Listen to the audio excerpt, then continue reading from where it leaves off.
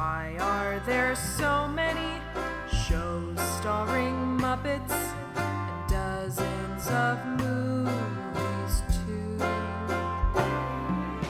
They said they'd watch every one and they mean it. It's something that they've got to do. So now they've pledged you a lifelong commitment. Muppets, Matthew and Sam.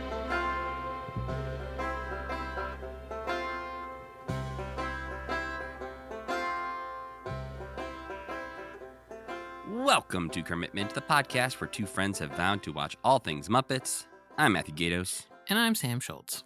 And this week we are continuing our journey through the last season of Fraggle Rock with 3 more episodes of Season 5 as we head into February 1987 with The Trial of Cotterpin Doozer, The River of Life, and Beyond the Pond. It's starting to feel like the end, too. It is really. Some things are in motion. Yeah, we have an episode in this batch that could have been the series finale. With the postcard thing? Or Yeah. That episode in general felt like it could have been the last episode, and I would have been fine with that. It even ended in a special way. But before we get into talking about those episodes, we've got some breaking news to discuss, which you'll hear probably 4 weeks after it happened. Well, is anything really breaking news in the world of Muppets, Matt? I mean, kinda. I guess it is. Yeah. The first thing I want to bring up is definitely something that I think shook Muppet Twitter to its core this kind past of just week. like regular people, too. Even some normies were in on this conversation. Yeah, but I think the split between the normies and the Muppet fans was noticeable on their feelings on what was happening. What we're talking about is that the first trailer for the Jason Reitman movie Saturday Night was released. This is the movie about the first episode of SNL, which incorporates Jim Henson and the Muppets. We watched the first episode of SNL for this show, right? We did. It's got George Carlin as the host. And yeah, I think, the movie seems like it could be interesting, but that's not what I saw most people talking about this week. I think I saw most people on my Twitter, at least, were saying that it was just that it looked like Studio 60 on the Sunset Strip. Remember that show? I am a defender of that show. I know. liked that show. That's right. I've heard you. Yeah, I saw there was like an article that was like a genius approach to covering late night shows or something, and it was just like they cracked the code on how to make this serious, and then everybody was posting pictures of Studio 60 like, hey, we tried this and it was not very good a while ago. But see, the smart thing is Jason Reitman's just going to do it once and get out. That's true, yeah. He's not going to be making 20 episodes of a thing. And have to be like, oh God, why did I make a show where I have to write comedy skits? That seems really hard. That did seem to be the hardest part for Aaron Sorkin. Not a man primarily known for writing comedy skits. I would actually argue that he maybe is partially a man well known for writing comedic moments in his scripts. Comedic moments, yes. That occasionally are very cringy, but sometimes are very funny. But then also writing very serious moments that are extremely hilarious. Like, have you seen the clip from the newsroom where they tell the plane about Osama bin Laden? The newsroom like in the general pilot comes out and they all applaud for him. Yeah, the newsroom in general is such a weird ass show because it is. I understand all the memes and everything about it because I tried to stick with that show. I like Aaron Sorkin things generally. Yeah. But I started that one, and at first I was like, okay, this is kind of nice. I like Jeff Daniels. I like his character in this. But the premise of the show is that it's a news show, like a CNN, MSNBC kind of show, but it's about real life 5 years ago. And when the show was made, it was already 5 years ago. Or yes. No? Yeah. And so they set up this world in which our main character can be right about everything. Right. Because That's Aaron the beautiful thing Sorkin about it. He's the most perfect angel in heaven. it's like all these fights and debates, which I'm sure actually happen in the way that people wanted to cover these stories. Yeah. But they get to put Jeff Daniels on the right side of history for everything He'd be because like, we all know what happened. I told you so. It's like, I got a yeah, hunch they're going to get Obama to be a president. I don't remember the timeline here, but yeah, it's So it's smart. bizarre as a show, and eventually I got tired of that specifically, where they're just like debating these things that happened 5 years ago in the real world, and I'm like, yeah, everyone knows how this ends. Yeah, and it probably would have been. It would have been a much better show if it had been fake news, right? Yeah, Maybe. The West Wing works because it's a fictional universe where the only things that have like happened in our world and their world was like 50 years ago. Yeah. Like most of the current timeline is a completely different world. And Muppets And so, are real. Well, that's not exactly what happens. Yes, it is. They're running around and like they're real. They're not real. It's more like wrestling, I think, in the West Wing, where they don't show us, the puppeteers or the behind the scenes and everything. But I don't think that within the world of the West Wing, the Why First can't you Lady just actually open your believes heart? Elmo is real. She does because he is real. And why can't you just open your heart to this, man? I don't understand. I mean, it is very funny when Carol Spinney as Big Bird goes and sits next to CJ, and she's not like, "Oh, hey, Carol Spinney," or like anything other than reacting to him like he's real, because he's real. But getting back to the SNL movie, the Muppet fans were taken aback a bit by the portrayal of Jim in this trailer. Now, given it's just one small line in the trailer where he tells Garrett Morris, being portrayed by Lamorne Morris, that the writers on the 17th floor... Are they related? They are not. Yeah. Okay. But Lamorne Morris apparently, as a kid, would tell people he was related to Garrett Morris. So it's kind of a full circle moment. When people say, who is that? I think Garrett Morris had some traction back in the day. Okay. But yeah, the line in there is just about the writers hanging Big Bird with a belt from Jim's dressing room door. He does not say a doll of Big Bird. He says Big Bird with a belt on his dressing room door. The Muppets are real in this universe, too. Well, I think it's the threatening image that is conveyed by that line in the trailer really feels like they took the Big Bird costume and hung it by a belt from his dressing room door, which, would be kind of fucked up. Yeah, that didn't occur to me, that people who don't know what really happened will not understand what he's talking about, or understand it very differently than you would otherwise. Because what actually happened is a little bit more tame. One of the writers of SNL was in a meeting with Lorne Michaels, was mad about having to write for the Muppets, and took a Big Bird doll and strung it up in the drawstring of the blinds on the window in Lorne Michaels' office. So, he did hang a Big Bird doll from a string, but it wasn't as a threat to Jim, and it wasn't the real Big Bird costume. I feel like they probably were annoyed by the Muppets. I doubt that they were like actively threatening to the Muppet crew. Maybe they were. I don't know, but I don't think they probably were. My read on it is that they were more standoffish and bitter about the fact that they had to write these things, as opposed to like, fuck you, Jim Henson. Right. Like, I think they were just like, belittling the idea of writing for puppets in general. Yeah. They weren't happy about it. Though. Sure. Yeah. But people have their reactions to this, partially because Nicholas Braun, who has some pretty terrible accusations about him out there in the world. So just the casting of Nicholas Braun as Jim Henson, a lot of people have problems with. That I completely understand. The other side of this is some people who are criticizing the performance or the costuming, which that I understand less because, it's not exactly what Jim Henson looks and sounds like, but that's also every actor who's ever played a real person in a movie. I think my main criticism of it is not necessarily the performance, because I think Nicholas Braun is doing the type of Jim Henson impression that I do on this podcast. Right. When I'm like, I'm a puppeteer. Like, it doesn't sound like Jim, but it sounds a little like Jim. And, to me, it's more the portrayal via the writing that it seems like they're going to turn Jim into like a nervous nerd who's being bullied by the staff. Yes. And he'll be like a one scene joke character, but it's not a Jim Henson documentary. So it's fine. And we talked about this a little bit, and I think a lot about like would this have bothered Jim? Probably not. I don't know. I think Yeah. if he was still around, he'd probably be doing interviews about like, yeah, it was crazy. We were there for like a few months and it didn't go so good. Yeah, I also think it's so weird, which I totally understand, and we've probably done ourselves on this podcast.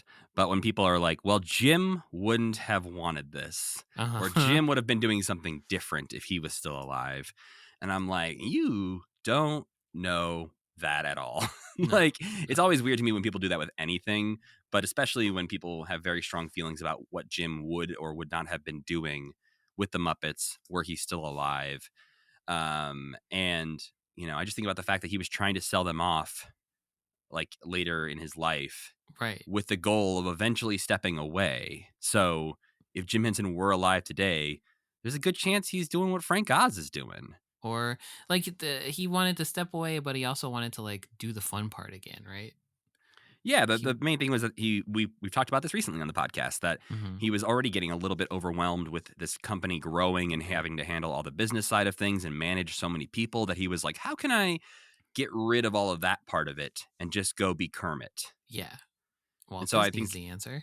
Yeah, and so he was going to sell the company off to Michael Eisner at Disney, agree to stay on for a certain amount of time to oversee Muppet projects, but I believe the goal was for him to eventually back away. I'm very curious to see who, if anyone, they got to play Frank Oz, because I know there was casting for Frank Oz at some point, but I feel like that was happening not that long ago. So I'm wondering if they didn't end up casting Frank, maybe they just cut that part from the movie, or if they ended up casting someone and this part is actually bigger than I'm imagining. Because in my head, what will happen in regards to the Muppets in this movie is that there will be a couple scenes where we hear Lorne Michaels talking to somebody, and they're like, really, you're going to do that Muppet thing? Like, they're going to be talking about Jim and the Muppets when they're not around.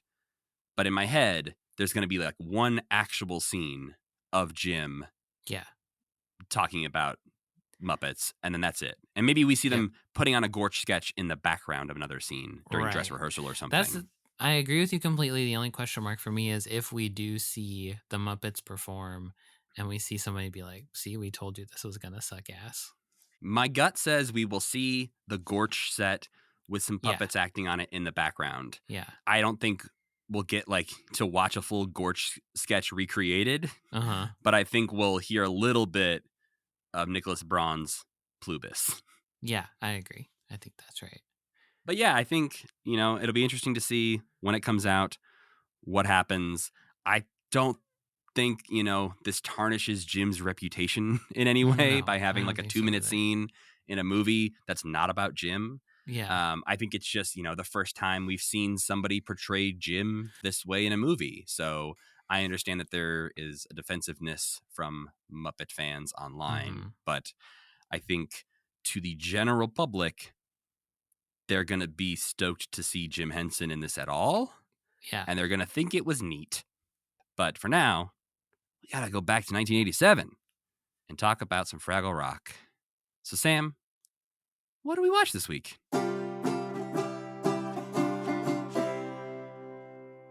First, we watched The Trial of Cotterpin Doozer, air date January 26, 1987. Cotterpin Doozer likes hanging out with Fraggles, which, it turns out, not only rubs some other Doozers the wrong way, it is actually against Doozer law. Tumbrel Doozer, a rival of Cotterpin's who thinks he should be apprentice architect instead of her, places her under citizen's arrest and brings her before the Doozer court, who see the case as pretty cut and dry and strip her of her title. However, Cotterpin successfully argues that she should have the opportunity to prove that Fraggles aren't as stupid and boorish as the Doozers think. And she's given until the end of the day to bring back a smart, elegant Fraggle. Unfortunately for Cotterpin, a poison cackler egg was found near Fraggle Rock, so the Fraggles cleared out for a few days to let it hatch and move on. Fortunately for Cotterpin, 2 Fraggles got separated from the group and stumble upon her when wandering around lost. Unfortunately for Cotterpin, they are Large Marvin and Feeny, the most boorish and stupid of all Fraggles. Apparently. I don't remember them being quite this stupid ever before. Do you? I mean, they've never been particularly smart. But they're like really stupid. They're like Bulk and Skull level stupid in they this are. one. That's right. Cotterpin tries to make the best of things and gives them a crash course in being smart and elegant before bringing them back to the Doozer Dome. Sadly, Large Marvin destroys her case by trying to crawl into the Doozer Dome backwards, only to get stuck in such a way that just his big ass is poking out towards the Doozer court. And they don't like that very much, but Cotterpin convinces them that they should go out and talk to the Fraggles. So they do, and they are still unimpressed by how stupid they are. Just as all hope seems lost, the poison cackler egg hatches, and everyone freaks out until Feeny and Marvin deduce that it loves the rice crackers that Marvin brought with him. They give the cackler the crackers, and it runs off. The court recognizes the selfless cracker sacrifice as a mark of an elegant creature, and Cotterpin is forgiven her crimes. The moral: don't make laws about certain people not being allowed to hang out with certain other people. What the fuck, Doozers? That's a bad law. Agreed. Meanwhile, up in outer space, Doc and Sprocket fall asleep, and Uncle Matt watches them. That is the entire thing that happens up there. It's so weird. Maybe just don't have them in that episode, huh? Next up, we watched The River of Life, air date February 2nd, 1987. Doc returns to the workshop having just gotten a very interesting offer. A waste management company told him that the ground beneath his workshop is filled with caves, which would be perfect for storing industrial waste. They offer to pay him $100,000 to do so. Doc doesn't commit, but he tells them that they can do a test dump of 100 gallons. He tells Sprocket, expecting Sprocket to be excited about this potential windfall, but Sprocket freaks out because the Fraggles live down there, obviously. He begs Doc not to do it, but Doc is still unconvinced that anything lives down in the caves. But he tells Sprocket that if Sprocket can find proof that something does live down there, he won't go through with the dumping. Meanwhile, in Fraggle Rock, the Fraggles are going about their day when Boober smells something nasty. He has the keenest nose in all of Fraggle Rock, so only he can detect the odor, and he goes off sniffing until he finds the source: some smelly water dripping out of the cave roof and right into their water supply. He runs to tell his friends, but he finds them swimming in and drinking the poisoned water. He gets them out of the pool, but they do not really believe him that there's something nasty going on with the water until they all start to get really sick at the same time. Gobo tells Boober that he needs to go up to the trash heap and try to figure out what's going on. The heap tells Boober that if there's something wrong with the water, then it could only be because of something happening up in outer space, and they'll have to go investigate. And obviously, Boober hates that, doesn't want to hear that, and walks away trying to figure out a way out of this scary responsibility. In the Gorg Garden, the Gorgs have also noticed something weird is going on. Junior waters his radishes only to have them turn yellow and start to die, and Ma and Pa go down to the swimming hole, but when they get their feet in the water, they start to burn and itch. As they lament these events, they spot Boober walking by, and Junior Gorg snags him. Boober tells the Gorgs that something bad is happening in outer space that's affecting all of them, but that he's too scared to go up and see what it is. But Pa tells him he better go, because if he doesn't go, they're all going to die. So Boober goes to the hole in the wall to the workshop and starts pleading with whoever's on the other side to stop hurting them. But Doc and Sprocket have taken a walk to calm down a little bit, so his pleas are just shouted out into an empty void. After getting no response, Boober starts to wonder what the Fraggles could have possibly done wrong to deserve such a fate, and he remembers something. Maybe the silly creatures in outer space are mad because Gobo's been stealing all those postcards that he's been getting from Matt. So Boober bundles up the cards in moss and places them outside the hole as a peace offering. When Doc and Sprocket return, Doc finds the bundle of cards and starts to realize that something strange is going on behind the wall of his workshop, and decides to call off the dumping, and Fraggle Rock is saved. The moral: don't pump industrial waste into the ground, you morons. Why would you do that? But people do all the time. Money, Sam. Imagine money. how many Fraggles we've killed, Matt, with fracking. Finally, we watched Beyond the Pond, air date February 9th, 1987. It's the day of yet another big celebration in Fraggle Rock, a celebration which includes an element of swimming in the pond in the Great Hall. However, the pond is covered in knobblies, which are weeds that tend to grow over the pond and make it hard to swim in. This pisses off Red, so she tries to cut them back, but this time they're pretty tenacious. Just then, Boober comes by with some fresh pressed kohlrabi juice for everyone. Red takes a sip and finds it disgusting, so she dumps it in the pond, and to her delight, the knobblies retreat from the wretched juice. Red starts pouring more juice in to clear up the knobbly problem, but in the process of doing so, she brushes up against a knobbly and something weird happens. She sees a vision in her head of a tree and hears a voice tell her to follow the roots. So Red dives into the pond to try to figure out what's going on, and she eventually finds what appears to be the trunk of a big old tree. She swims up and she finds herself surrounded by merfraggles called Murgles. They welcome her to their little underwater grotto where they swim and frolic and take care of their tree, which is sort of like the central location of their social and spiritual lives, but it's also their only link to the outside world because the Nobblies aren't weeds. They're roots of the tree that are able to carry and transmit words and mental images, of course. The Murgles are getting lonely because there's only like 5 of them, and they've started to coax the tree into growing its roots farther out to find more creatures that they can be friends with. Red and the Murgles get on great at first, but then they start to notice that their tree is not doing so good, like pieces are falling off of it, which is weird because, as far as they know, the tree is completely invulnerable except for one thing, kohlrabi juice. But there's no way that the tree is being exposed to kohlrabi juice. That's ridiculous. But then Red does the right thing and breaks it to them that she's been poisoning the roots with kohlrabi juice, but only because they didn't know there was anybody down there and she thought they were weeds. It was an accident, but the Murgles are unmoved. They lock Red in a cage and prepare to leave the grotto. Meanwhile, the rest of the Fraggles have prepared a big batch of juice to finish off the Nobblies. They're getting ready to pour it when Moki brushes against a Knobbly and gets a vision of what seems to be Red, telling her to follow the roots. Down in the Murgle grotto, Red convinced one of the more sympathetic Murgles to push her cage towards a tree so she could warn her friends to stop kohlrabi dumping. Gobo swims down and finds Red and the Murgles and corroborates Red's story that they didn't know that anyone was down there and that they didn't know the Nobblies were important. The Murgles release Red and they all go back to Fraggle Rock to frolic and play together. The moral: don't dump kohlrabi juice in the Fraggle Pond, you morons. You just learned this last week. Meanwhile, up in outer space, mayoral candidate Herman Grubtoe has made it one of his campaign promises to cut down a tree in Doc's neighborhood. So Doc and Sprocket take it upon themselves to monitor the use of the tree by his neighbors to make a case to save it. And they do save it, but you gotta wonder, why did Grubtoe want to cut down this tree? Is the tree dangerous? The rest of the town's probably like, the fucking tree. It's a menace. Yeah, they don't reveal why he wants to chop down this tree. Yeah, weird thing to build your mayoral candidacy around, right?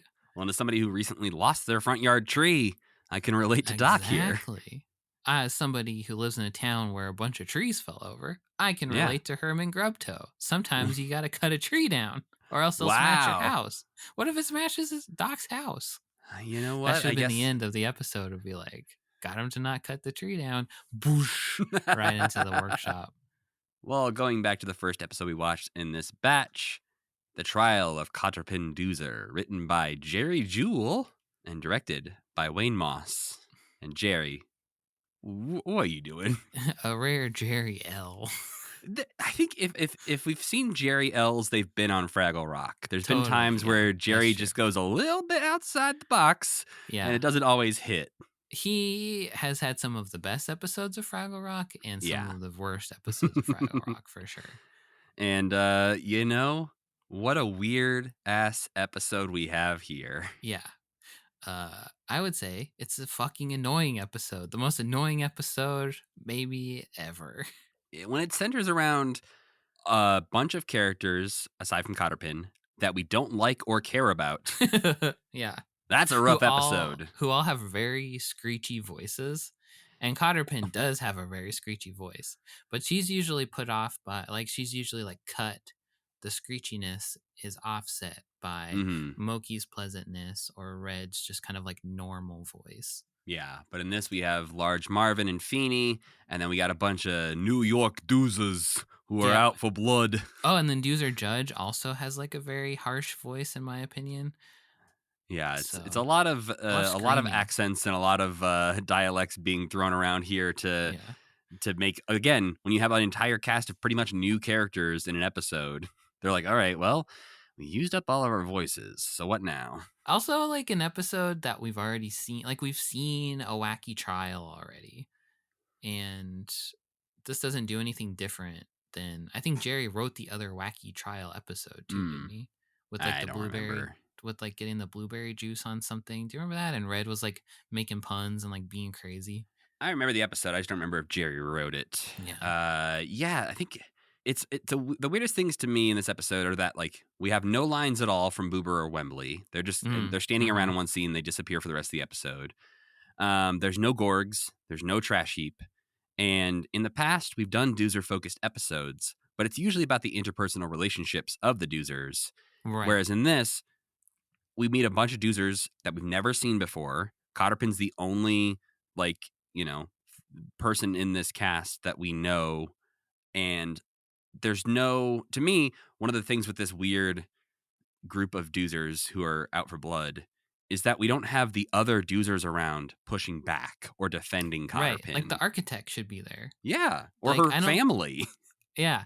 I don't believe also that the Doozers would have like a kangaroo court like this. They would have a different legal system that revolved around industry somehow or something. Like they would have like a board of directors or something like that. They wouldn't have this. Yeah, the fact that their punishment is that you're never allowed to build again, when in the past it's been said that pretty much if Doozers don't build, they die. It's You're like right. pretty much a death sentence. They're sentencing her to death. But the episode kicks off with Doc and Sprocket enjoying a day outside, drinking the pinkest beverage that's ever existed. I know what this juice they're drinking is. It looks delicious. It must be like alcoholic because they're both just like, blah. Ugh, hot sun, I'm so sleepy. That wasn't that punch you made there, Sprocket. I like the idea of a dog making an alcoholic beverage. Obviously, if Doc is going to have a nice day outside, he's going to be like, Sprocket, make us some punch. Yeah. And he just grabs an entire bottle of vodka and pours it into a pitcher. And then he grabs the entire thing of Country Time pink lemonade powder and pours the entire thing in there. Sprocket. He made jungle juice. Come on, Sprocket.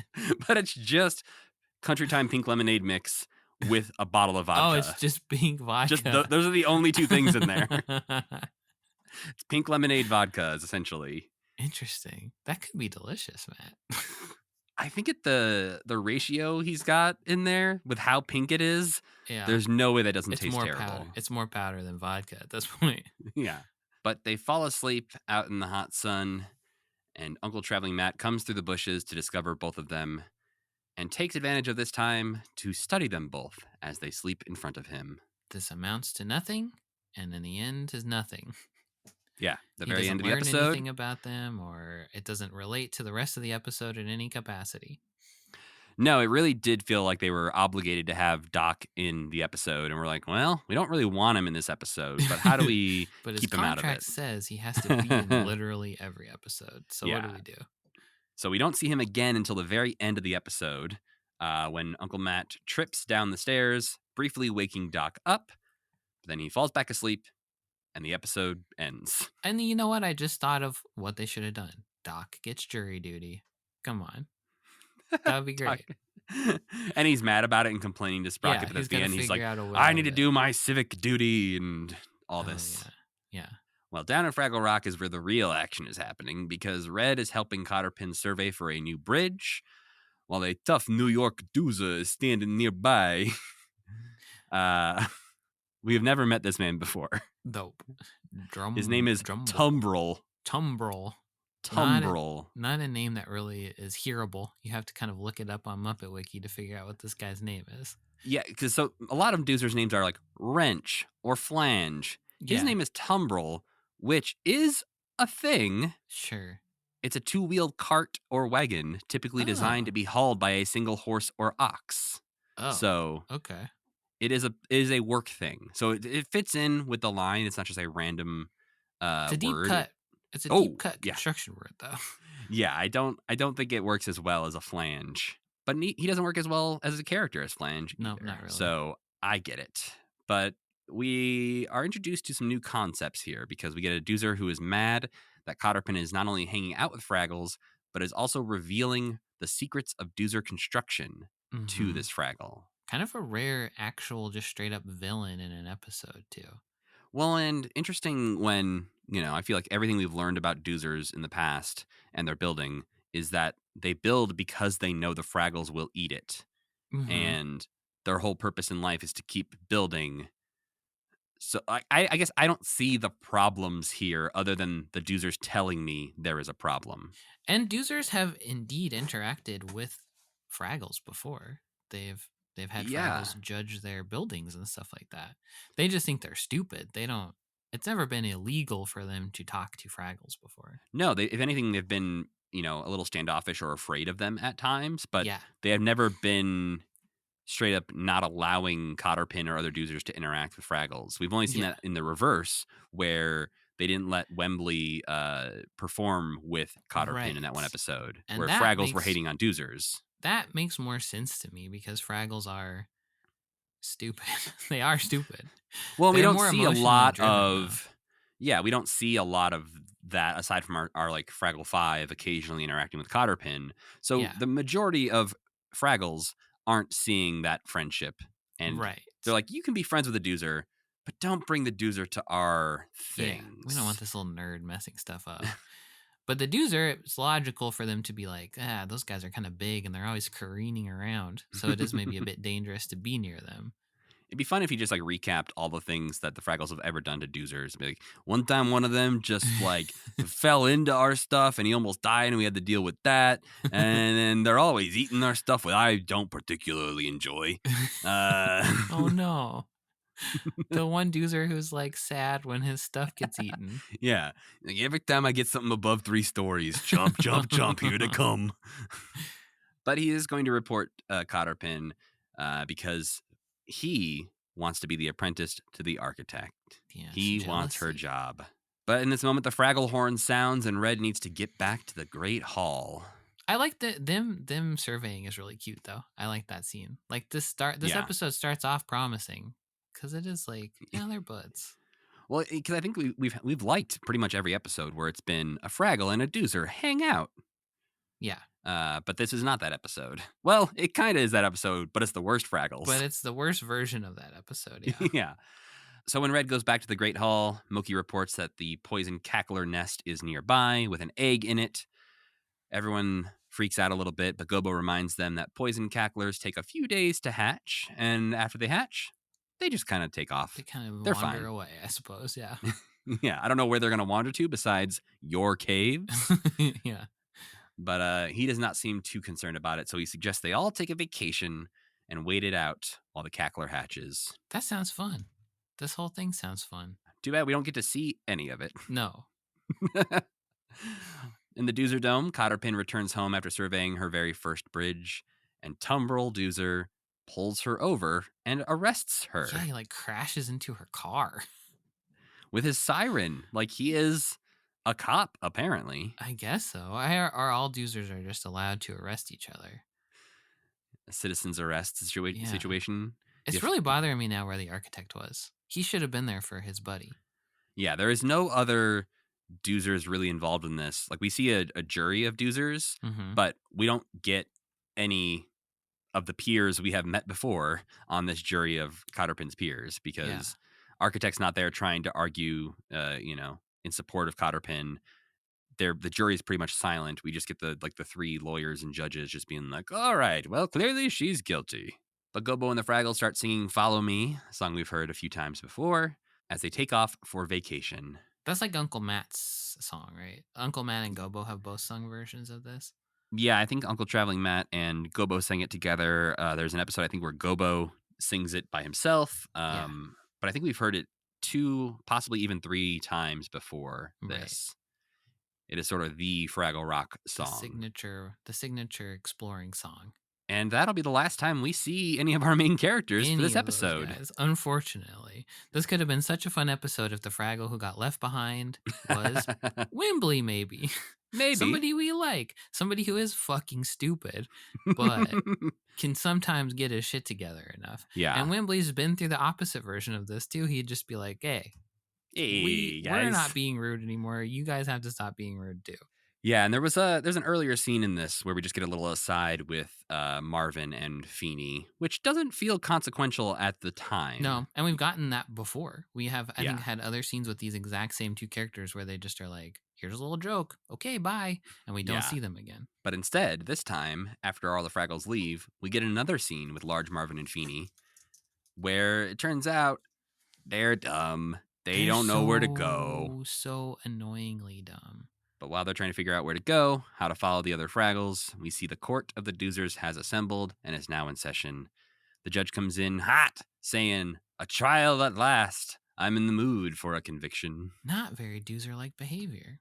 Yeah, these Doozers feel like a whole separate group of Doozers that shouldn't be in charge of anything. Mm-mm. But as the case of Doozerdom versus Cotterpin, they bring her in a Doozer stick cage and immediately cast doubt on her, saying, "How can you be innocent when you're on trial?" And also, I think the prosecution is Trumbull or whatever, right? Like one Yeah, of the lawyers in the case is the guy who arrested her. I believe so.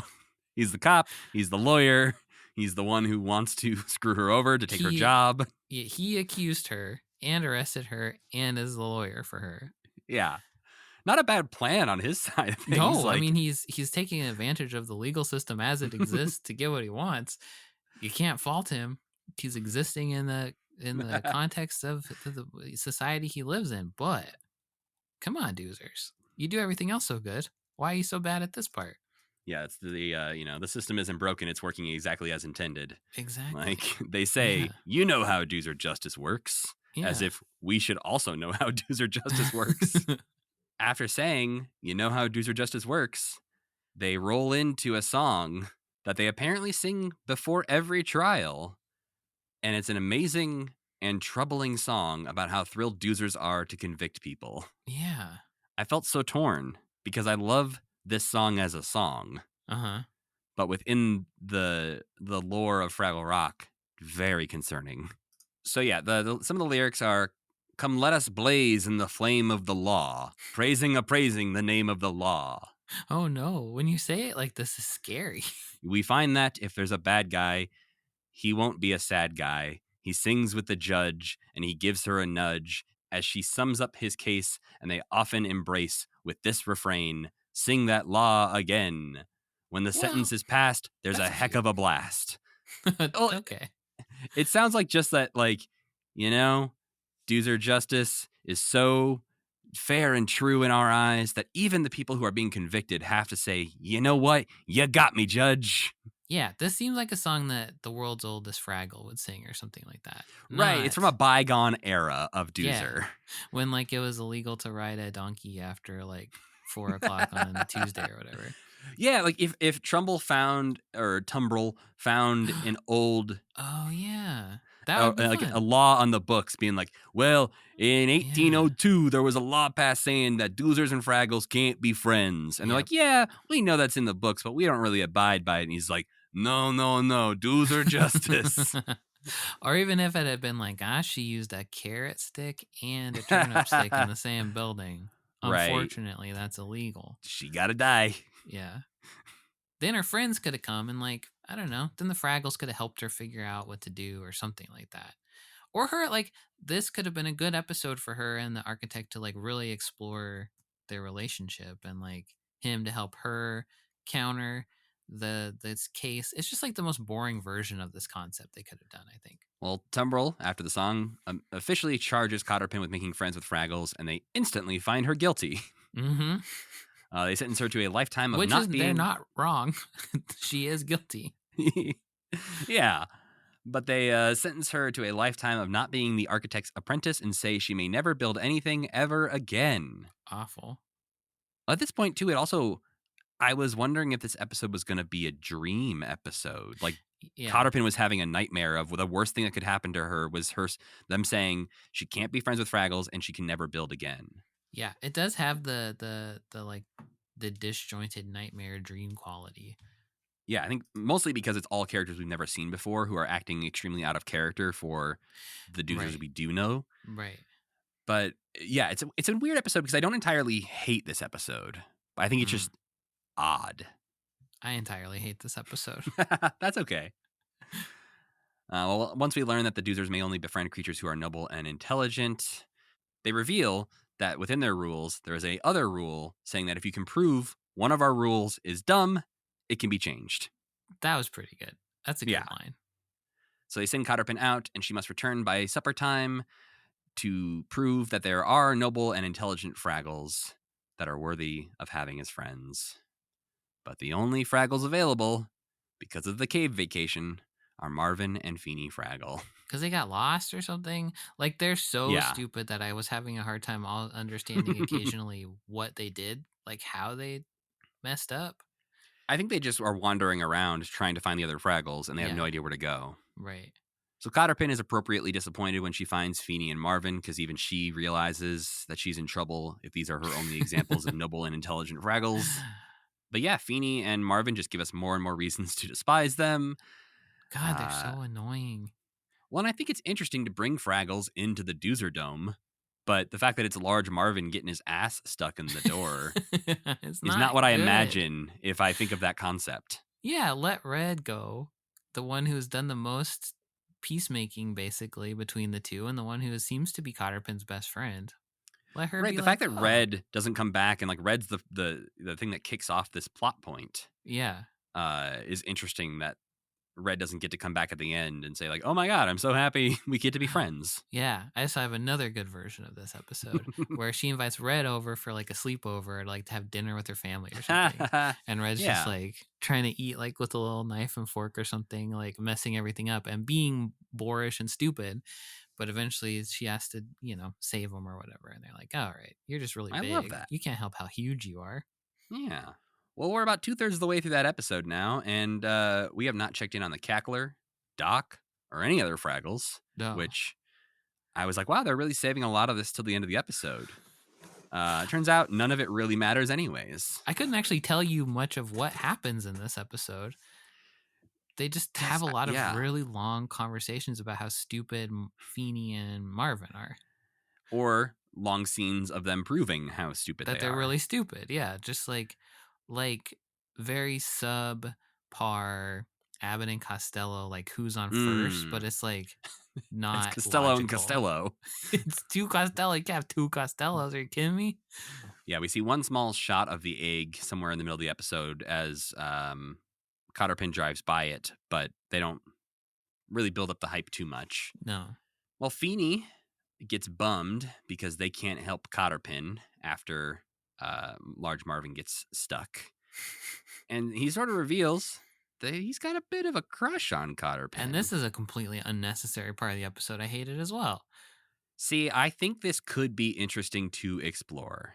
If a Doozer and a Fraggle had a crush on each other. Yeah. And they had to explore what that looks like. Say if, your Red thing, if, was Red or Wembley or Boober or somebody like that, had a bit of a crush on a Doozer and they were bringing them home to meet the family for dinner. Yeah. And then they had to stumble around and try to bumble into Doozerdom. I think could be interesting. Boober with a tiny, tiny girlfriend. I could see him. Yeah. I could see him being like, he brings over a whole thing of soup for them, and it ends up being like a hot tub because the Doozers are so small. That's gross. But the problem is that this isn't an interesting Fraggle. It's Marvin and Feeny, who both seem to have crushes on Cotterpin, or at least Marvin says he does after Feeny says he does. Yeah. Why they gotta both be stupid? One of them could have been the evil Fraggle. Who's the evil Fraggle? It's not Marvin, because this is Marvin. Because this is Marlin Fraggle. Marlin. Yeah. Marlin Fraggle. Marlin or something. You want to add Marlin to this? This episode with Marlin in it would be worse. Yeah, he would eat the Doozers. Yeah, he'd be like, problem solved. But yes, so the Doozers go, hey, I actually think we have a back door to this place. So they go outside around large Marvin's body, and they have the trial outside where the Fraggles are. And they see Marvin and Feeny and decide, yeah. Fraggles are neither noble nor intelligent. You may never build again. Yeah. But right then, the baby poison cackler hatches and grabs Cotterpin. So Feeny rushes in to save the day. He doesn't really do a good job, though.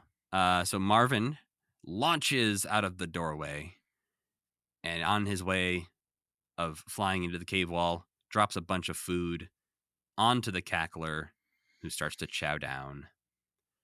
The Doozers see this and think, wow, what an intelligent plan that large man had. And well, he, they commend him for bravery. They understand, I guess, a little bit what's going on, don't they? I don't think so. Okay. They like when he flies out, bumps into the cackler, and Feeney's like, hey, the cackler's eating your food. They're like, wow, what an intelligent plan that Fraggle had. Yeah, right. I gotcha. And then when Feeney convinces Marvin to give up the rest of his food so that Poison Cackler will give up Cotterpin, they're like, wow, a noble sacrifice. So brave, yeah. So they rescue Cotterpin. They both give her a kiss on the cheek after she thanks them for saving her. And Cotterpin is free to build again. And somehow, that's the end of the episode. Yeah, how did they fill up 22 minutes or whatever? Without needing Gorgs or Doc and Sprocket or the other Fraggles. They needed them. They just didn't use them. Yeah. Quite a bizarre episode. It does end, I guess, with Doc and Sprocket being woken up briefly by Uncle Traveling Matt. But that, again, doesn't really go anywhere. Sleep, yeah. So what rating did you give that episode there, Sam? I gave this episode 1 star. Yeah, I think that's fair. It was really bad. I don't hate it in the way I've hated some Muppet Babies. No. But no. It's definitely near the bottom of Fraggle Rock episodes for me. Yeah, for sure. And I think it doesn't help that I found a lot of the characters' voices really annoying. And then I'm also thinking the whole time, like, is Jerry like a libertarian or something? He likes to write stories that are like, you can't trust authority, you can't trust the government, which maybe in the 80s was a little bit different. But he likes to write episodes about stupid authority figures, which I guess is fair. Kids probably like that stuff too. I think that's also a bit of Muppet lore in general. I feel like there's always sort of a bumbling idiot at the top. That's true. Well, moving on quite dramatically from one of the worst episodes to, I'd argue, one of the best episodes. February 2nd's The River of Life, written by David Young, directed by Eric Till. And to me, this is a perfect encapsulation of what Fraggle Rock is meant to be. That's what I wrote next to my rating, the platonic idea of Fraggle Rock. Yeah, this really feels like both a pilot and a series finale all in one. This could have been like a Tale of Bunny Picnic type movie where you never saw these guys again and you'd still be like, wow, those Fraggles were great. I will also say it's worth noting that this and the next episode are both huge inspirations on the first season of Fraggle Rock Back to the Rock, the reboot. There are very similar things that happen in that first season, but across multiple episodes. Those seasons have more overarching plots, is that right? Correct. Okay. A lot of similar water things happen in the first season of Back to the Rock, but across multiple episodes where you see the water get plugged up in one episode and nothing happens in that episode. But in the next episode, everyone's like, hey, where's the water? Where's all the damn water? And then that leads to meeting the Murgles and other Fraggles and things. So, yeah, it's interesting that these two episodes, I think, are two of the biggest inspirations for that series. And I get it because, while they may be teaching similar lessons, I think they both do it really well. This one and the next one? Yeah. I think so, too. They're a little too similar to be as close to each other as they are. But yeah, Back to Back does make it feel like Red's an idiot. But in this one, it's a hot one. And Doc comes in with an even hotter tip from a man who says he has a scheme that could make Doc $100,000. How much is that in 1987? $300,000. How much is that Canadian? That's too many layers of what is 100,000 Canadian dollars in 1984. I mean, this probably isn't entirely accurate. $412,000 Canadian. So he's going to get almost $500,000 for this. I don't trust our math at all on that. 300,000 at least. We can be comfortable saying 300,000 would be the range that it would be. Yeah. At least. So I don't know. There'd be part of me that would say, I guess these Fraggles can go screw. Yeah, I think if we actually did the math of 100,000 Canadian dollars to what that would be the value of today and convert that afterwards into US. I think it might be a little less. Right. But regardless, at least a couple $100,000 for these people to dump industrial waste Just to into the dump some limestone toxic- caves. Just some toxic waste under your house. No big deal. I think it's a very big deal, Sam. I just don't This know would if also Doc be has the something- rights. Yeah, I was going to say the same thing. I think this would be something that they would take up with the city or the county probably, and not just Doc. Yeah, like if somebody not came to me and was sure like, you hey, your own- crawl space is looking kind of nice. Can I store some With the toxic nuclear waste in there? Yeah, I don't know if the rights to your land extend infinitely down. Maybe they do. I'm not sure. Do I own part of the core of the earth? We'll look. I'll investigate. We'll let you look see into what that. happens first. Yeah. Well, Sprocket is obviously opposed to this plan because he knows about the Fraggles. But it's a little too late because they're already testing the injection with just a measly 100 gallons of harmless industrial waste. It won't hurt anyone. You own everything infinitely upward and downward. Upward? That's what it says. All right. Get off my property, plane. Yeah. Also, infinitely, the world rotates. When am I owning some Mars is what I'm asking. That's a good At question. what point during the day am I like, and that part That's of Mars? mine. Get out of there, opportunity. 100 gallons also sounds like a lot to me. I think that would be enough to zap all the Fraggles once and for all. Yeah, it's what they like. You picture those big industrial waste barrels, the steel drums. Those are 55 gallons. So it'd be two Oh, just two of big those. old. See, now you're the Doc. You're oh no, we lost Sam, guys. I put it into a context that made it sound small. Yes, it is just, I guess, just two of those barrels being poured into Fraggle Rock. That's fine. Clearly, we see that it's not. Because down in Fraggle Rock, there's some mysterious dripping. And Boober, we learn, has the most sensitive sniffer in Fraggle Rock. Yeah. He I smells a understand weird why they had smell. to do this, because they couldn't have it be green and have the Fraggles be like, there's goo in the water. But it is kind of it's like they go really far out of their way to be like, how do we cover this up but only one character knows it? And having a super sniffer to that extent where they can't even smell it when they're swimming in it, come on. I do like the idea of giving each Fraggle their own superpower a little bit. Boober has his superpower, and that is having an attention span. Well, in the Gorg world, Junior is using the tainted water to water the radishes, while Ma and Pa are being their regular sexy selves. I would argue that they are being more sexy than usual, because they are not even like, in this moment when they're like, oh, we're going to go down to the watering hole, Pa is more like, we're going to go down to the watering hole. When usually there's a little bit more deniability there. And then when Junior's like, can I come too? Pa's like, absolutely you cannot come too. Not a chance. You must stay here, take care of the radishes. We're going to go frolic in the creek. Yeah. Hitting the word frolic so hard. That's the real issue here. I think it would be so much funnier if they came back with like their entire bodies covered in the bad water. Like clearly they were not just dipping their toes in the water, but they were rolling around in it. Yeah. Yeah. There's nastier versions you could have done with that, but they kept it pretty tame. Well, Junior does go to water the radishes again, and they immediately turn yellow and wilt. This is some bad stuff. Yeah. It gets pretty scary throughout this episode, the consequences of this poison water.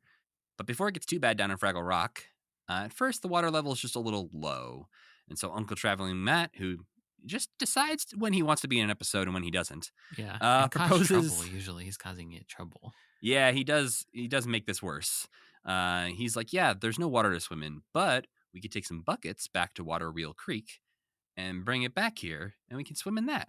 But while this is happening, we get a few things happening, actually, at the same time. Boober is still investigating the smell, and you can hear the Fraggles start to sing River Roll On in the background, which is just sort of a song they're singing while Boober sniffs, and they collect the water. It's not like, it's maybe like the least focused on Fraggle song we've ever had. Yeah, it's ambient more than anything. Right, yeah. It's just sort of, it's the song they sing while they're gathering water, of course. Mm-hmm. Well, Boober finds the source of the contaminated water and rushes back to stop his friends from swimming in it, but he's too late. They're already in the water. They're having a hell of a time. They got their heads dunked in there. They're sucking it up. The wettest Fraggles we've ever seen. Yeah, they're going nuts. It's great. Well, up in outer space, Doc tells Sprocket that the test was successful and that he wouldn't do anything to harm the environment. They're just empty limestone caverns. But Sprocket is still concerned and doesn't care about the $100,000. No. So Doc issues the challenge saying, if you can prove that something lives down there, I won't sign the contract. Poor Sprocket. I was really believing his anxiety, too. This is a good Sprocket performance. It's very sweet. The first time he hears that there's a threat to the caves, he immediately goes to the Fraggle hole and is like, hey, guys, hey, Yeah. you need to get the fuck out of there. Well, the other Fraggles, after swimming in the hole, are starting to not quite sound like themselves. I thought they were, so they have like froggy voices, but I thought they were going to mutate or something. Because they're kind of like, oh, everything's normal, but they sound really weird.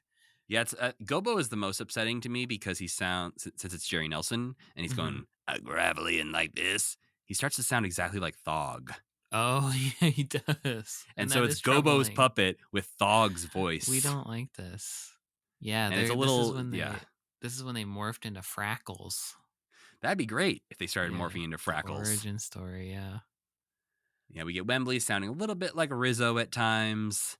And Boober is thinking that maybe his friends have got throat rot. Ugh. Which sounds bad. Yeah. And also seems like it's getting worse by the second. Yeah, Red is so sick she grew eyelids to be saggy. Well, Gobo says that Boober has to go to the trash heap. She's their only hope. So he does, and thankfully, we get to see the trash heap again. Nice to see the trash heap again. I do miss her. Well, and she's maybe the most helpful she's ever been. Yeah, she just gives a straightforward answer. She's like, the water's bad. You got to go up there and do something about it. Yeah, she says all creatures are connected, and it's water that does it. If there's a problem with the river of life, it gets passed along, and everybody suffers. Maybe she caught on that nobody wanted to come talk to her anymore because she's annoying.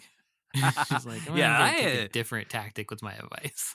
Yeah. Hey, Marjorie, maybe you've been too vague before. No one wants to talk to you no more.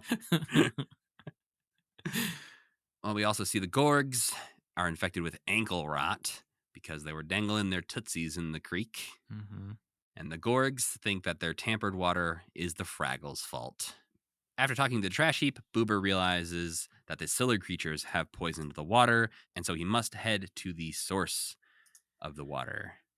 But on his way back to the rock, the Gorgs capture him, thinking he's the problem. But thankfully, he very quickly teaches them about silly creatures in outer space. And so now Pa is ready to go to war. They catch on instantly, and also I would love to see a 30-foot tall Gorg bust out of the wall. Start destroying the whole entire town that Doc lives in. We just get our kaiju movie in Fraggle Gorgs, Rock. The Gorgs need to come smite us. The end of Fraggle Rock is just like the director's cut of Little Shop of Horrors. Yeah, Doc, just Junior and Mom and Pa smashing every building in this beautiful little seaside town. Well, once they, discuss that, yeah, that'd be great if you could go to war, Pa, but you're a little too big to fit through Fraggle Rock. Yeah. The Gorgs start to egg on Boober, saying, hey. Pa gets serious for the first time in his entire life. It's kind of like inspirational. I mean, I think Pa has never felt actually threatened. And in this moment, he realizes, oh shit, I'm actually going to die. But like, he's so convincing. He's just like, look, you little dirtbag, you better get your ass up there. And nobody's ever said anything like that to Boober without Boober being like, yeah, but Boober's just like, yes, sir, you're right. Yes, it's also an episode where, normally Boober is the anxiety-ridden Fraggle who thinks things are worse than they are. And in this one, it's all like, no, your worst fears are true. The worst is happening. We're all going to die. Wasn't there an episode where, I feel like there was an episode where he learned like that sometimes it's okay to assume the worst, or like you're right, but maybe not. But yeah, this is what Boober is for. This is why they keep Boober around, because it's going to get serious sometimes. But I like that they don't make it a, aha, I was right to worry kind of episode. Totally. Yeah. And they don't also make it so the other Fraggles are like, you got nothing to worry about. They're instantly like, we're dying. They can't deny what's happening to them. Yeah. But yes, Pogorg does say, if you don't get the message across to these jokers, you might as well kiss your hat goodbye. Because without clean water, we're all going to die. The most serious line in all of Fraggle Rock, baby. And really just a message to everyone watching. Yeah. Without clean water, we're all going to die. Yep. So and Boober that's why in 2024, we fixed everything. Yep. Thanks, Fraggle The Rock. water's No clean. war, There's no bad ocean water. dumpage. Yeah. So Boober gets back to the Great Hall to tell everyone what's happening, but all of his friends are very near death. They're fucked. They're just laying in a big pile with like a black light on them, and they look horrible. Wembley even lets out a little, Boober, please save us. Wembley has died like 7 times in the series.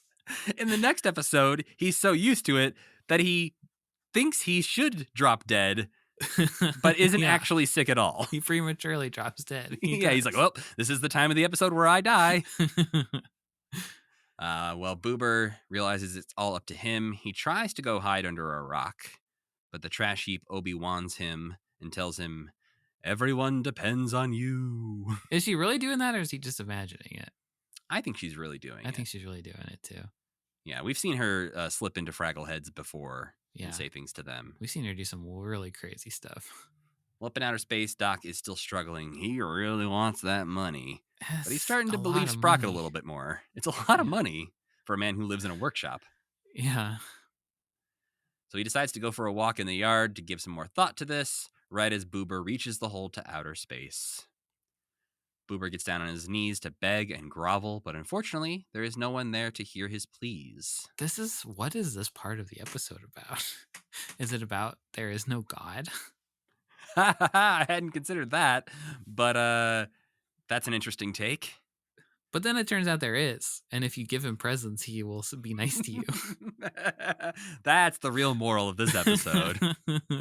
God, praying will get us out of it, all of this. Just pray, tithe, do all that stuff. I would say the tithing, I think, is the more important part. We're going to be fine, yeah. Because if anything, you have to prove you exist to God. Wow. What if we did that? You pray to God one time, it gets through, and God is like, what the fuck? There's little guys down there? That'd be scary. That was just one of my marbles I was playing around with. It fell in some goop, and that got all weird. Well, as he's giving his heartfelt speech, he says, we've never done anything to you. Never taken anything of yours. Why are you doing this to us? In that moment, he realizes that, maybe we have taken something of yours, actually. This is all falling apart for me now. It's like he's an animal talking to people. So then also the moral is like, if a chimpanzee would just give us a bag of peanuts or something, if an orangutan would just make a little craft for us, we would stop cutting the rainforest down, which is maybe true. I mean, maybe it's, a little bit Planet of the Apes. When they speak, we're like, oh shit. Sorry. But I think it's more maybe the lesson of like, it shouldn't have to get this far. Right. Like it shouldn't take a monkey giving you a present to you to not want to harm the monkey. But I would really like a present from a monkey. Well, Boober brings back the postcards from Uncle Traveling Matt, which at first I was like, that's kind of shitty to Gobo. Like, I know you're saving his life, but you are also giving away his precious memories. Yeah. It's a bit of a weird way out. I don't know how else they could have done it besides this being the episode where he reveals himself. Right. Or if he just heard the voice. Like, he could have just heard Boober's voice and been like, what? I think the postcards is the right answer at this point. Like, I do, because it reveals enough. And if Doc had time to read those postcards, he's going to learn some weird shit. That's true. Yeah. And you would obviously read those postcards if ghostly. But he doesn't have time because Sprocket gives them back at the end. Oh, right. He does. You're right. So that avoids this being a shitty moment where Boober got rid of Gobo's memories. Yeah. But it also, I think, wouldn't do as much if, like, Boober left his scarf or his hat or something like that. It could have been his little hat, maybe. Doc would have been like, this is the tiniest hat I've ever seen. I think that raises some questions. I don't think it raises enough questions. Huh. I think the postcards are like, oh, not only are these the postcards I've been throwing away that suddenly have appeared in this nice stack, but they're wrapped in moss. They're presented. Somebody else has clearly Yeah. interacted with these. This is not like a Interesting. doll's hat fell into my workshop somehow. Yeah. I like it. I agree that it felt like it's a little weird, but I think for the scenario they're in right now, I think that's the best answer. There's also sort of the understanding that the postcards are accidentally ending up in Doc's, like those. I don't think anybody was ever under the impression before this that those were Doc's postcards, but I don't know. Oh, I see. Like Boober isn't Like no, thinking that like, oh no, we shouldn't have taken those from Doc. yeah, but that is what he's thinking, right? Like, Well, I think he's desperate. uh-huh. And I think he's thinking of like, we've never taken anything from you. And he's like, But I guess well, we have. I guess the only thing we've ever brought back from the outside world is these postcards. So Right. maybe Maybe you're pissed last ditch about that. effort, this will Yeah. help. Sure. I guess so. So I like it as an act of desperation. I don't know that Boober actually thinks that's going to be the key to everything. Yeah. Maybe I need to see what the last episode is, but maybe Yeah. this would have just been better if it had been like the last episode or one of the last ones, and there was a couple more where Doc was like knew about them and was doing something about it. But I don't know. Yeah, it does feel like this is heading into the end game, essentially. Right. And then the next episode is a little bit of a detour from that. Yeah. Totally. Well, after Doc sees the postcards, he decides that something strange is going on here. And we cut back down to Fraggle Rock, where Boober is singing a song called It Makes You Cry, which is a super sad song, where he's just singing and waiting to see if his efforts have paid off at all. And very quickly, the water does start to run clean because Doc went and turned in the $100,000 check. And he told them to flush out the whole system with a couple thousand gallons of fresh spring water. That was nice of them to do. And that they just had that. Yeah. like that too. on hand immediately to be like, yeah, this always happens. So then the Fraggles are saved and they sing We're Part of Each Other, a joyous song celebrating their connection to each other and to everything. Sprocket gives the postcards back, and the end credits start to play while the song is being sung. Not unprecedented, but extremely rare. Yes, it's only happened once or twice before, I think, where the end credits have been different. But I loved that episode. Yeah, I gave it 4 stars out of 4. I would say I would have liked to see just a little bit of what the Doozers of what like what was going on with the Doozers to really tie it in so that they were all, to have That's true. every character have a little part. But that was really the only thing at the end, or even like something where the humans are also being impacted by the bad stuff going on down there. I don't know what that would be, but right. but just something to connect all of them. But at least the Doozers being connected, I think, would have been a nice additional thing they could have done. But otherwise, this is Fraggle Rock, and it's better than most, obviously. And the fact that I didn't have to say, and then up in outer space, Doc was doing something unrelated. That's like the thing that I always want out of these episodes is just that he does something or drops something or makes some sound or something that ripples through the rest of it a little bit. Doesn't have to be every time, but no. It's nice when it happens. Well, I think the alternative to that is also nice is when they have the same moral dilemma or there's like a metaphorical thing happening with Doc and Sprocket that is similar to what Wembley's going through or whatever. Yeah. And even like this was a really effective use of it too, because casting Doc as the like authority figure who does have the power to fuck everybody's lives up is like it just gives so many different perspectives to the problem.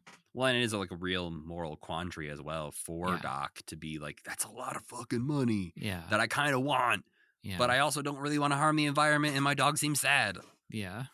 And it would be pretty sad to learn that you destroyed tons of little sentient singing creatures that lived in a cave. Yeah. I also don't know that, limestone caves are non-porous enough for that to not be a problem. For the rest of the water table? Yeah. Yeah. For the rest of his little cul-de-sac that he lives in to not also be affected by the negative pollution going into this limestone cave below his house. The rotting corpses of the gorgs seeping into... I mean, as we've seen, these caves also lead to Australia. So... Oh no, he could destroy the planet. He could be destroying the entire planet. Oh, man. Well, getting into our last episode of this batch, it is Beyond the Pond from February 9th, 1987, written by Jocelyn Stevenson and directed by Terry Maskell. Kicks off with Sprocket trying to hide his bone, even from Doc for some reason. Yeah, the whole bone thing is a little weird. Yeah, it doesn't really go anywhere other than at the end, spoilers, Doc suggests that he can bury his bone under the tree that What they are you, saved. stupid or something, though, Sprocket? What else are you supposed to do? He's an inside dog. Well, Doc comes in and mentions a brand new human. Holy cow, do we have so many new characters introduced in this episode. Yeah. We learn pretty much everyone who lives around Doc's name in this episode. Oh, yeah, that's right. But Doc mentions Mr. Herman Grubtoe, a great name. Grubtoe is the new candidate for mayor who wants to chop down Doc's favorite tree. I wish they could explain a little bit why he wants to chop the tree down, but... It's an eyesore, Sam. It's just in the way. I'm just imagining anybody running for mayor of Missoula and being like, I'm going to chop that fucking tree down if it's the last thing I do. It's the only reason I'm running for mayor. Maybe One everybody specific would be like, tree. Maybe everybody would be like, let's see where this is going. We learned this is Doc's favorite tree where he hangs up his clothesline. It's his meditation tree. And it's Sprocket's pissing tree. It's his, yep, beautiful. And all those people like sit under it and stuff too. That's Sprocket. what I was thinking. I was like, Sprocket's pissing on the tree where Doc sits and meditates. Well, another human gets mentioned, Ben Stribling, who is walking by, and apparently his grandmother planted that tree. Okay, so does Ben Stribling own the tree? land? That was another question I had. Did she just go out and plant a random tree on city property? In that case, the tree should be cut down. Well, and what is Ned Schimmelfinney's role in all of this? He doesn't He's even not get mentioned in mentioned this once. episode. Nope. Nor is the lady that he works for. Miss Ardath. Miss Ardath, yeah. Yeah, they're interesting. They're introducing a whole new cast of characters to us. But we do get Grubtoe running for mayor, which I feel like a Grubtoe for mayor shirt is too niche to sell as a product, but I want to own it myself. Well, we sell a shirt about me talking about biting a dog's nose, so... But that's happened in more than one episode of this show. That's true. That's right. Grubtoe for mayor I don't think is going to come up again. It only happened in one episode of the show it's actually from. Well, Doc is going to keep watch on that tree to see how many people appreciate and use it. And, apparently a lot of people are just using his favorite tree. Yeah, I'm thinking about all the trees in my life and thinking about how often anybody interacts with any of them. Like 25 people a day interact with this tree. Until very recently, I had quite a large tree in my front yard. And nobody besides me, and barely even me, ever interacted with that tree. And I would find it weird if they did. And I would find it weird if an old man hung his clothesline on this tree. Right? I mean, if a couple kids just came into my front yard and set their bikes against my tree for a while, I'd be like, this is a weird What are you guys thing. doing out there? Yeah. Yeah. So I'm not, maybe it would be clearer if, we could see what the front yard of Doc's kind of looks like to see what position this tree is in. Mm-hmm. But a lot of people are doing things to this tree that I don't feel like they should be allowed to do. We have a lot of questions about the tree. Yeah. And we need answers. Maybe that's Grubtoe's whole thing. He's like, too many questions about this tree. It's upsetting me. What if we just cut it down and I don't have to ask these questions anymore? This tree's breaking reality in some interesting ways. I think the tree's a glitch and we got to get rid of it. Well, down in Fraggle Rock, we've got knobblies growing everywhere. They apparently spring up every time that the Fraggles want to have an underwater frolic. These things were satisfying looking. They were like foam insulation or something, right? Yeah, they're like pink thin foam pool insulation. noodles. Yeah, I liked these things. They're pink little tubey things. Uh-huh. Boober brings in some kohlrabi juice, which everyone hates. So they much like so. radish stuff, but they don't like kohlrabi stuff. Isn't kohlrabi a radish? I don't actually know what a kohlrabi is. This looks like something a Fraggle would love, frankly. It does. Maybe that's the joke. Is just that you would think Fraggles would love this, which Maybe. clearly Boober thought so. But they all hate it, right? Yeah, they all hated it. So much so that Red dumps it out into the pond, where it instantly kills the knobblies. And she, instantly forgetting the lessons of the last episode, goes, aha, we can kill off all the Let's Nobblies with this dump a poison. bunch of poison in the water. I mean, they made a kohlrabi juice, so it's not poison to anybody except for this very specific type of plant. But yeah, Right. you have downstream just- effects, Red. That's what we've learned. Yeah, they didn't retain that lesson. Mm-mm. Thankfully, they learn it again. Maybe it'll stick this time. Could be. But first, Red has to bully the other Fraggles into helping her, which they're all like, oh, yep, Red's scary. We should help her kill the Nobblies. But Moki does have an anti-pesticide stance, like herbicide. She don't want to do it, right? Right, yeah. She is like, the Nobblies are here for a reason. Maybe they show up to tell us it's time to frolic. Yeah. So she's the only one against this, while all the other Fraggles are like, we're on it. We're going to go make some more kohlrabi juice for you. They kind of get excited about it. Because eventually, like, yeah, they're very I got stoked. a huge kohlrabi I've been wanting to turn into juice. This is perfect. It does feel like one of those tasks where if a friend, invited me over to a barbecue and they're like, hey, your job for this barbecue, you're going to make the orange juice. So I need you to sit there for like a half hour and just juice a bunch of oranges. I'd be like, this is the best day ever. Okay, I was wondering where you were going with that. You give me a simple, repetitive task that I know. Juicing? I think so. Because you know what's going to happen afterwards, Sam? What? People are going to be like, good juice. Oh. And I'd be like, yeah, you're welcome. I think, so this is another place where me and you are different. I would be juicing the oranges and I'd be thinking the whole time, people are going to hate this juice so much. God, why did they pick me to make the juice? Yeah. Okay. Yeah. See, that I think that is a very clear difference between us. I assume everyone loves everything I do all the time, and I hate myself. So that is a distinction, isn't it? Well, Red touches the Nobblies and suddenly hears a voice. And I like the little like freezing thing the Fraggles do every time they touch one of these things. Yeah. Boing. But she can hear a voice and see a giant tree. And the voice says, follow the roots. Follow the roots. Not to jump too far ahead, but I think it's so funny when she does meet the Murgles and they're kind of just like, we were just taking the piss. We were just having some fun. And that's how they really said it. They were like, follow the roots. But they just did it for like no reason, but just that it was fun to say it that way. Well, and the best thing is that, again, jumping ahead a little bit, we find out that the only reason they were doing this was they were bored of talking to each other. Yeah. They're like, there's only 5 of us. This sucks. We want some more friends. Such a great low stakes reason for them to be doing what they're doing. But Red does dive under the water and looks very cool doing so. This underwater puppetry. Mm-hmm. So she's going to follow the roots, which leads her to a long, dark tunnel. And then she suddenly realizes, I need some air. I have to breathe at some point. She's down there a long time. Yeah, I wasn't entirely sure. Like, up until this point, I was like, maybe Fraggles can just breathe underwater, and we've never learned that fact. Yeah. But she does go up for air, where she discovers a whole new herd of creatures and lets out a nice, where am I? When she was swimming, it looked like you're playing Donkey Kong Country, except that... I was going to say the same thing. That was exactly the motion of just the blue-loop. Yeah. Blue-loop. Up in outer space, Doc watches the Levesque twins leaning their bikes against the tree while they went to cut old Grandma McIntyre's lawn. Oh, okay. They were doing a nice thing. For not their own grandma, though. No, Grandma suspicious? McIntyre. Where's her grandkids? Maybe she doesn't have any. I guess she wouldn't be called Grandma. I would certainly hope not. For her sake, it would be insulting. Yeah, they just call you Grandma. You're old enough older. now. You're Grandma.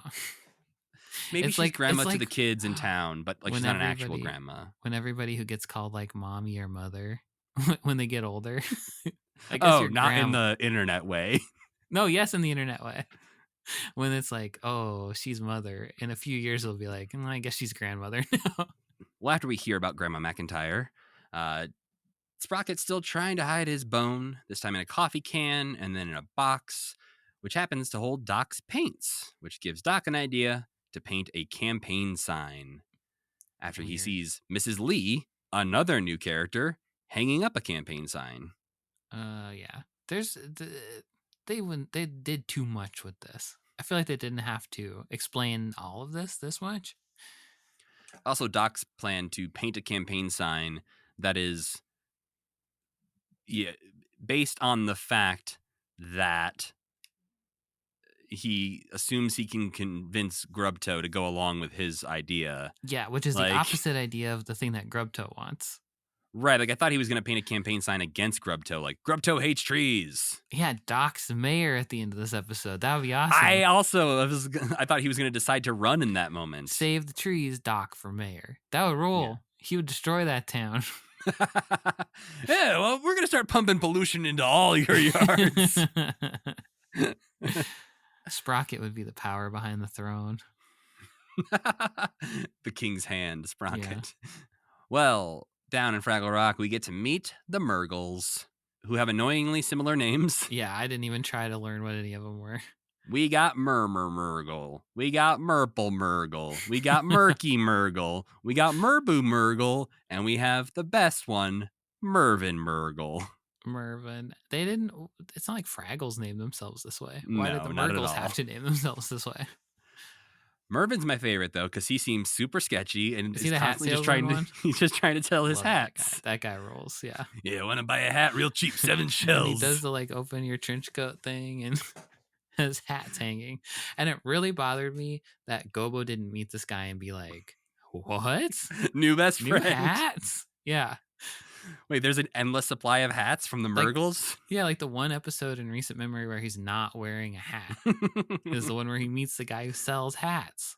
So Red introduces herself, and the Murgles are at first taken aback when they realize that Red does not have flippers or fins. And then we start to meet them a little bit more. We get Murky, who's essentially their boober, who they call the seer of the dark side. Yeah, they all have these very like quasi-religious roles in their society. Yeah, they have like the fortune teller, the seer of the bright side, the seer of the dark side, the keeper of the tree, like all these roles. And the hat salesman. And the hat guy. But that's when we learn that the Murgles are just bored of talking to each other and wanted to reach out to see if anyone else was out there. Yeah. It's like a chat room back in the day. It's like a chat group that started, and after a few weeks, they're like, kind of exhausted all conversation topics here. Yeah. So can I invite my friend to the group? So the Murgles sing Tree of Life about how important this tree that they live on is to them. And I'm sure that won't come up at all. So they want to throw a feast to celebrate Red Fraggle. And she starts to tell them all about her wonderful friends, who we cut back to see are currently poisoning the Nobblies. Preparing a big vat of poison to kill them. And this poison is big, green, and goopy. Yeah, this is some evil looking stuff. So as they poison the Nobblies, the branch that Red is sitting on for her feast snaps off. And the Murgles reveal that the only thing that can hurt their nearly indestructible tree is kohlrabi. It'd be like if the guy on the Titanic was like, this ship is indestructible. The only thing that could possibly take it out is an iceberg. And what are the odds of that happening? Yeah, but I think if you said that, you'd say, well, that the same could be said of all ships, eh? Kohlrabi's a bit more of a rare thing. Well, Red reveals to the Murgles what happened. They call Red a monster and a brute, and they throw her in a cage. Why do they have this cage, Sam? They did have a cage, though.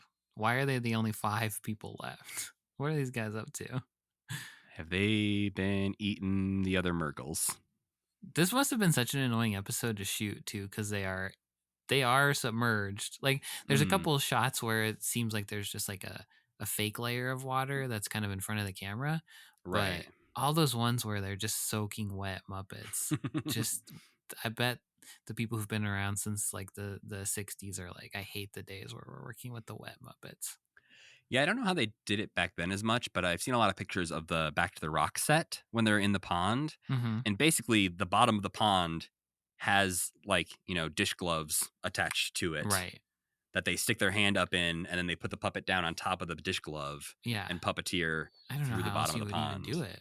Well, the Murgles need to move to the incredibly faraway lake, and so they must go and find a new beginning or stay and face the bitter end. While this is happening, the other Fraggles grow concerned about Red, but the Murgles are leaving Red behind to die in the cage, Yes. just floating in the water. Yeah. Horrible. But before they leave, Red makes a deal with Mervin, saying, hey, I'll buy a hat if you push me over to that tree. All right. And he's like, all well, at I first he's need like, to hear. man, I don't know. And she's like, okay, 2 hats. And he doesn't hesitate once she says she'll buy 2 hats, because presumably no one is buying this guy's hats. No, well, he says he needs to expand his market. He's only got the 4 other guys. So Red gets pushed over to the tree, starts touching the Nobblies and trying to communicate with the Fraggles. And Moki, who's feeling bad for the Nobblies, touches them and sees Red in the cage and hears her saying, "Don't kill the Nobblies, follow the Nobblies." So Gobo dives in to go find Red. Why does she say, and then she just says, "Gobo, you go do it." I think it's more that they say they need to do it, and Gobo decides to be the one to do it since he's the explorer. Because he's maybe the best swimmer and the best explorer. I also think they just didn't want to film 5 Fraggles underwater. Yeah, right. So Gobo goes by himself to go find Red. I do love that Red actually does end up buying the hats from Mervyn. It was not just a prank.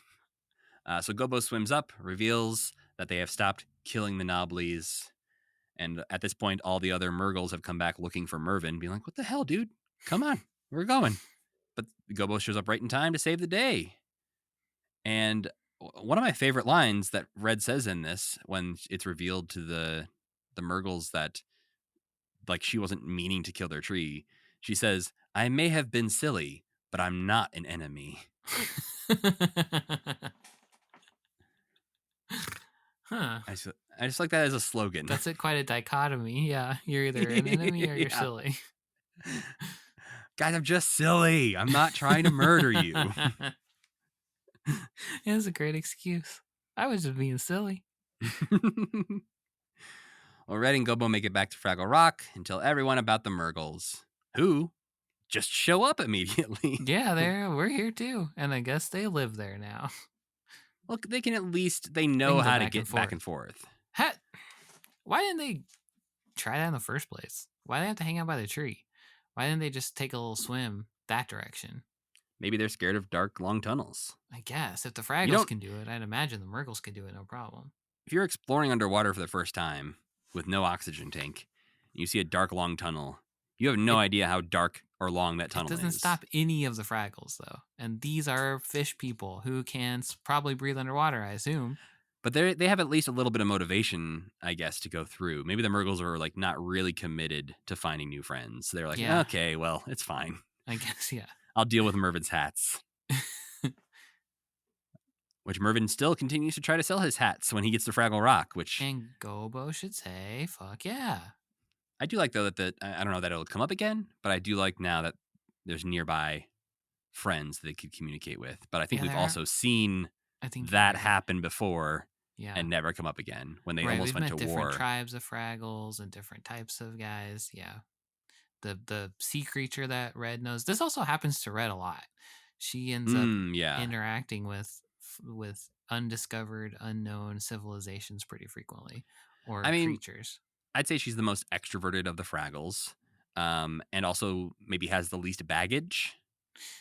Yeah, like Boober is going to be terrified instantly. Moki's going to follow them like a cult. Wembley won't have any idea what to do. He would never go in the first place. Yeah, and Gobo would take it all and swing too much, maybe, or he'd just be like, "This kind of thing I'm used to."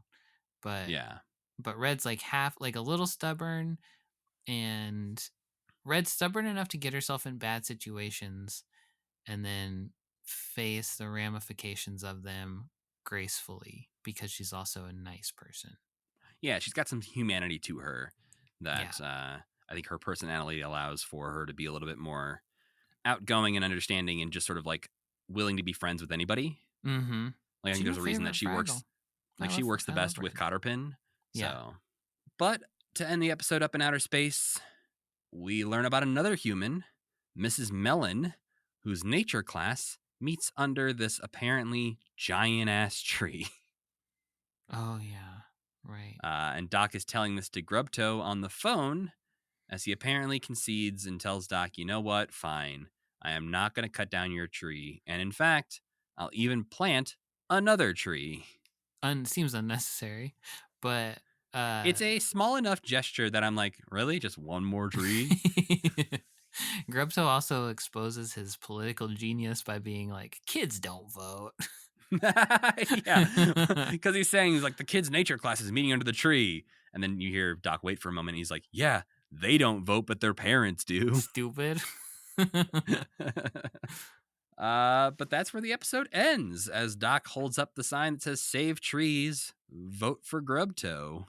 What a good episode. Even if it was retreading, some of the same path as the last Yeah. episode. I gave it 3 stars because I said it's basically the last episode, but not quite as good. Yeah. But it still was a very good episode.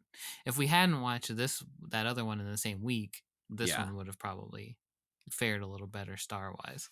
Like if this one had happened in last week's batch, Yeah.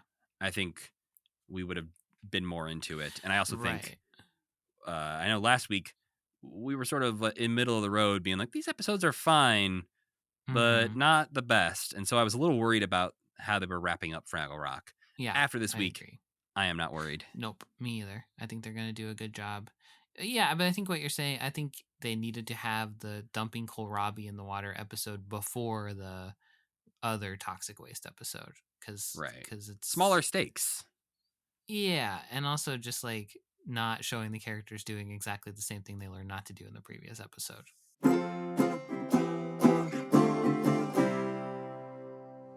But Sam, I gotta know before we get out of here, what non-Muppet things have you been enjoying this week? I saw Deadpool and Wolverine.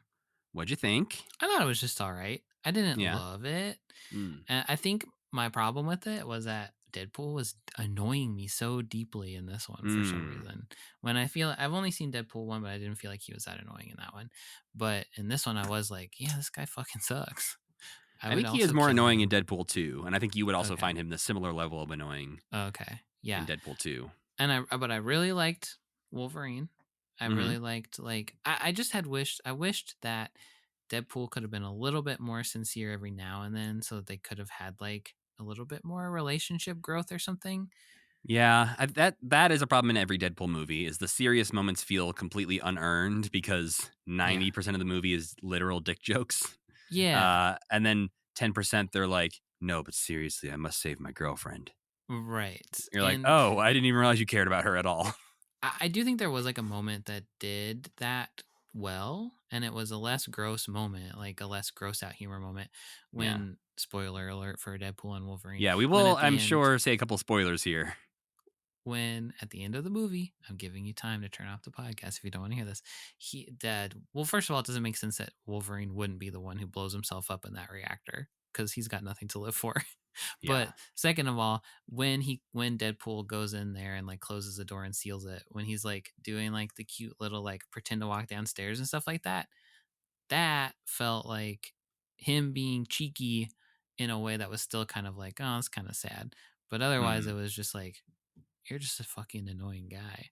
Right. And I'm on Wolverine's side in this argument. Yeah, totally.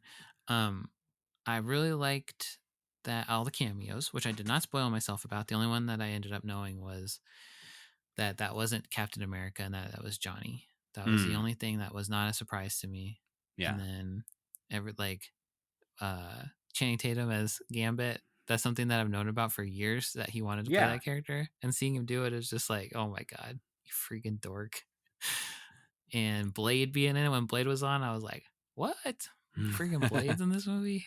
But I was disappointed a little bit in how much time they spent on Laura, because I think she could have been in it way more. I think that she needed a little bit more time to like marinate, but it does seem like they're setting her up to be in more of them. And yeah, I think it would have been interesting had she not been in the trailer. Yes, that too. I didn't know that was from that. Like if she wasn't in the trailer and she was, because she's like built up in the movie as like, but wait, we've got one more. And you're like, oh shit. Oh, right. It's the person from the trailer, obviously.